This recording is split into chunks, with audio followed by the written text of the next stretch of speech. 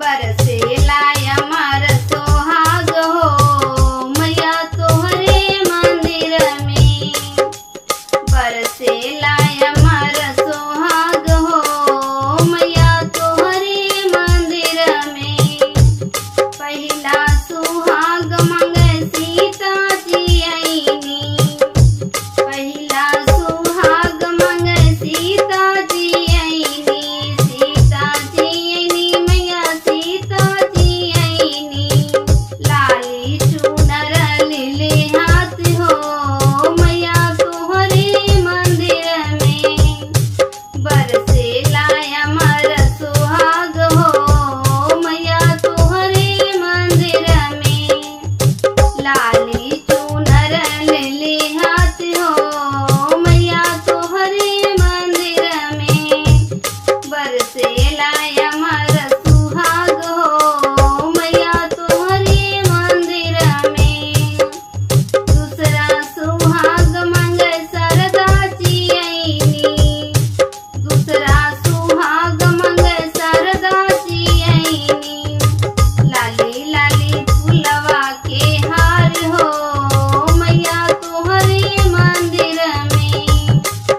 लाली लाली फुलवा के हार हो मैया तोहरे मंदिर में।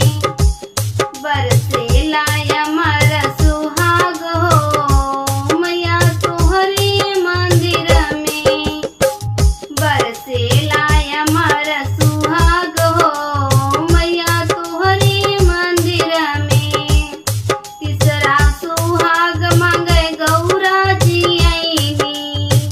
तीसरा सुहाग मंगे गौरा जी आईनी।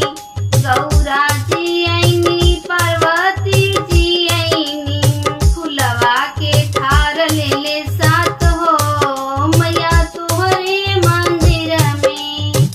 फुलवा के थार लिए साथ हो मैया तोहरे मंदिर में। फुलवा के थार लिए साथ हो मैया तोहरे मंदिर में। बरसेला अमर सुहाग हो मैया तोहरे मंदिर में। बरसेला अमर सुहाग हो मैया तोहरे मंदिर में। चौथा सुहाग मंगे लक्ष्मी जी आईनी।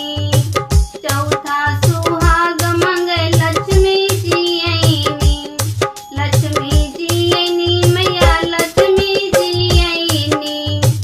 सोलहो सिंगार लेले हाथ हो मैया तोहरे मंदिर में।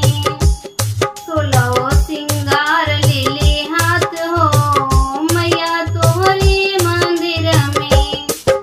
बरसेला अमर सुहाग हो मैया तोहरे मंदिर में। बरसेला अमर सुहाग हो मैया तोहरे मंदिर में। पचवा सुहाग मंगे राधा जी आईनी।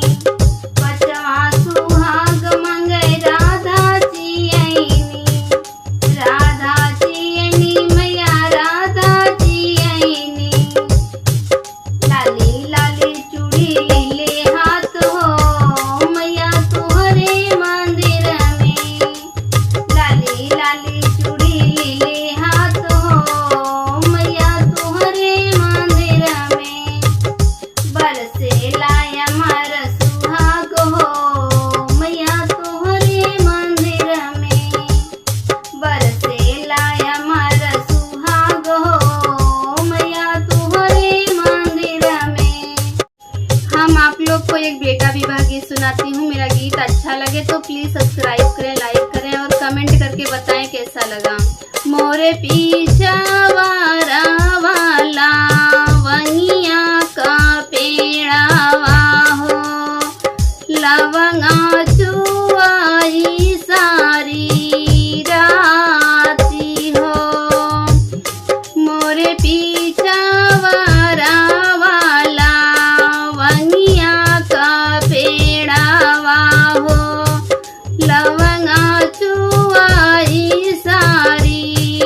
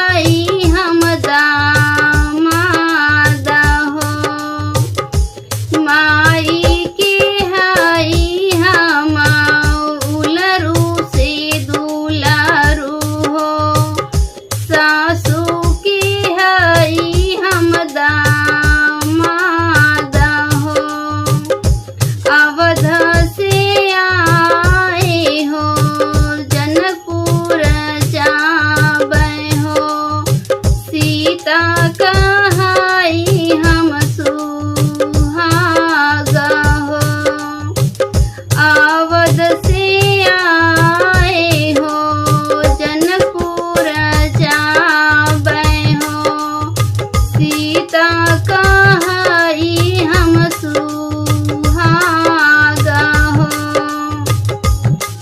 मोरे पीछावर वाला वंगिया का पेड़ावा हो, लवंगा चुवाई सारी राती हो, मोरे पीछावर वाला वंगिया के पेड़ावा हो, लवंगा चुवाई सारी राती हो।